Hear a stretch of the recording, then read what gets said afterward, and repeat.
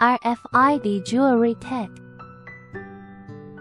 It's mainly to check the retail, wholesale and storage jewelries.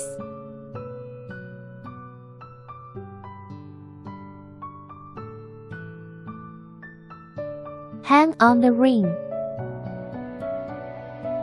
It not only applies to jewelry industry, sunglasses, watches and other accessories industries are suitable.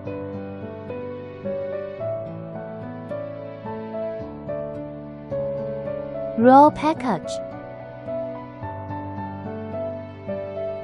UHF tags features are long read range, high data transfer rate, long data storage time, high security performance, and so on.